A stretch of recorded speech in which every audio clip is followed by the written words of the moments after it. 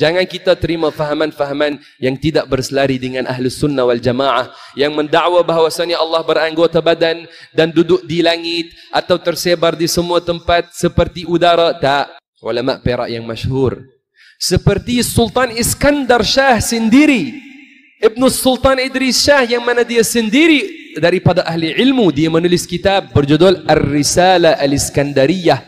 Dia dalamnya dia syarah tentang tauhid, tentang fiqh, tentang tasawuf, ilmu fardu ain, dan dia suruh masyarakat di negeri Perak untuk belajar kitab itu.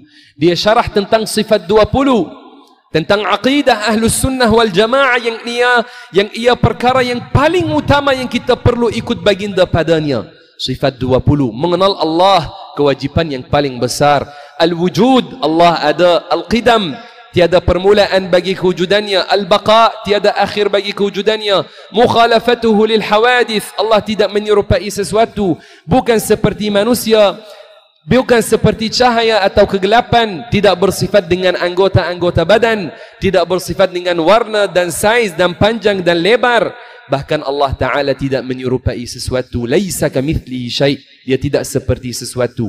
Qiyamuhu binafsih, dia tidak berhajat kepada sesuatu, tidak berhajat kepada tempat dan arah, tidak berhajat kepada langit dan bumi. Bahkan Allah yang mencipta semua tempat dan semua arah. Kata ulama kita, dia ada tanpa tempat dan tanpa arah. Ini aqidah Ahlus Sunnah wal Jamaah yang diajar oleh ulama Melayu dan ulama Arab.